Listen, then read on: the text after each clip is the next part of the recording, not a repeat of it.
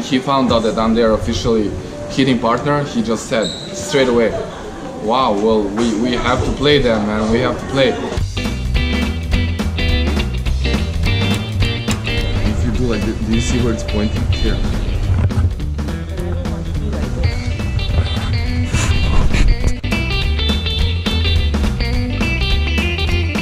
And that would be interesting. And that Nolly missing you, so you make this sneeze. He sent me a message. You're gonna warm me up tomorrow, just so you know, count on that. Shall we start? Yeah, I'm ready. Okay. So yeah, she decided she wanted to ask me some questions, yeah. And we should like record that and share that with you guys. I don't know what she prepared for me. It's secret. I didn't give him check the questions. Okay. Okay. I'm ready. Just shoot. Okay. So what about the coach? You are also a tennis coach. So you think as the coach for these top players, is it like much tougher, a big like a difference from what you are doing for like even this like a top junior players? Do you see the difference between these coaches? Yeah. Well, I mean, I can say that what I've experienced here.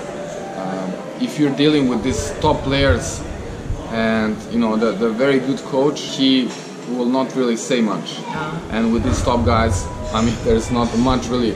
You can tell him, or you can give some suggestions or advice or fix something, especially in the tournament when they are preparing for the matches. So maybe in the preseason or some other time they will talk more. But here and also with Vaida and Djokovic, it's usually one word, two words, maybe some gesture. It's not gonna be a lot, I feel like it's more their support. They're like, they know each other very well. They've been so long together, and for the players, it really means a lot if they have somebody behind their backs who's there to support them. And yeah, sometimes they can give some very basic advice, which I can also say, yeah. Like many things that they say, I think like I can also coach Djokovic now, or anybody else. Like if you, but I also talked to Nole after, and what he said is that it's not about, most of the times it's not about the tennis expertise or like how competent you are in tennis. It's more like about being a good person, and what he mentioned, you need to be surrounded by good people. Yeah. And then he said everything comes in place. That's exactly what happened with him before.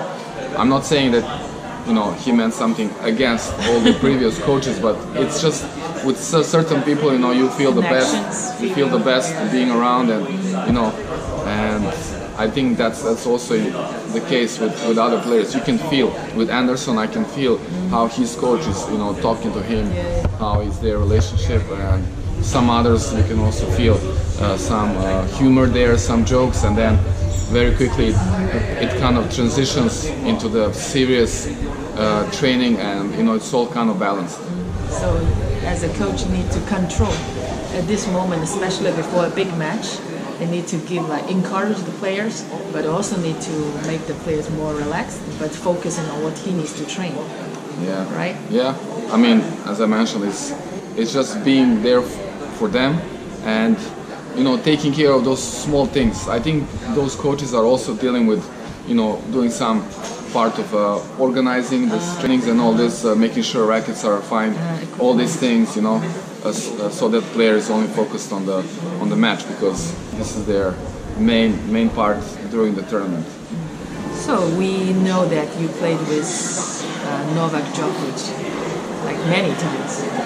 So was it because you were both from Serbia that you have this chance to hit with him, or there's some like interesting stories behind that you can have the chance to play with Novak? Yes, well, I think it's kind of mixture of everything. Some people say that it's all for a reason, with a reason.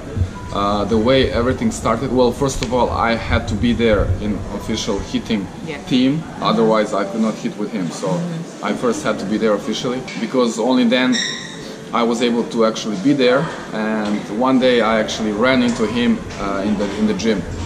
that was before we hit, before everything.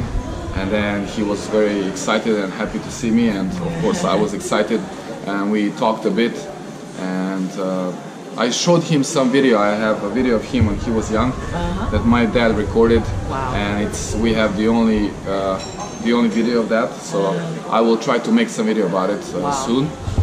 Yeah, it's in '99, so he was 12 years old, and he gave some short interview in Serbian.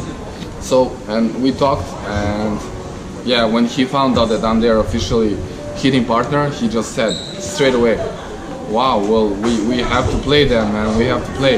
So he told Vaida, he told, he told my name, and he said definitely we'll arrange something.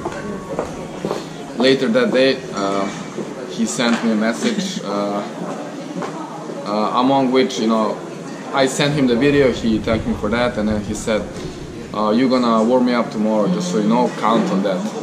So this is where everything started, and I was so excited. As I mentioned, I slept only 3 hours that night, because I knew this is something, that, I don't know, I would say thousands of players or coaches would, really like to do or have a chance to do it.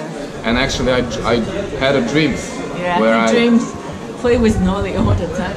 Yeah, many times. I dream like in some very strange occasions, some matches or like friendly matches or trainings. I just random dream with Noli. So this was like, I don't know, I could not believe. And I knew it's so important to give my best there, and I think it went okay. So we see from the video that you were very emotional after the first training. So what makes you so emotional? Yeah, it's exactly, I think, what I just said. Because I had these dreams, and it's Noli, it's somebody that I've known the whole life, basically, since I started playing. He was like your friend from the time? Yeah, we've known each other for a long time and played many times in this early age, under 12, under 14, under 16, and even like juniors. And then suddenly you go different ways. I wanted to study. He kept playing professional tennis, and he became the #1 in the world.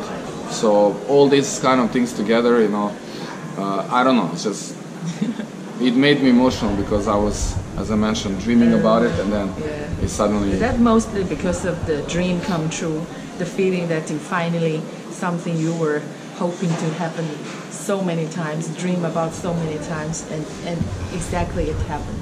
I think it is. I think it's definitely part of it, and I think the other part is that I was so excited prior to that training. As I mentioned, I couldn't sleep the whole day. I was very nervous. I was trying to focus on that one training, and I was just like almost praying. I mean, I was really just imagining, okay, I'm gonna play my best. It's gonna be all fine. I tried to stop any negative thoughts or doubts, and I was like kind of feeling more relaxed then. And I even had other trainings that day, so it made me more loose, more relaxed.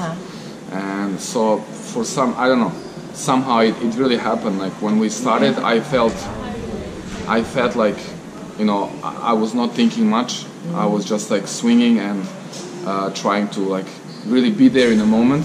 Few times I remember I caught myself like I was like, oh my god, I'm actually now hitting with Djokovic. Like during the rally, I hit some backhand or forehand, and then I think, wow, Djokovic is on the other side, and then I think, no, stop this thought, just focus on the ball, don't think about it, forget. And then most of the time I didn't see anybody, all the crowd, there was like many people around. So you were in your zone? Yeah, I was definitely in the zone, because I don't remember anything. I don't remember, Marian was there, like I didn't see anybody. Just you start. Okay. Hello everyone. Louder, it's not enough. It's what? Like it needs to be like that, especially at the beginning. Hey everyone! Come on. Come on, you need to hear. Come on. I have 4 papers of questions to ask. Louder. You need to be louder. Okay, louder. Yell. Hello. We start now? I want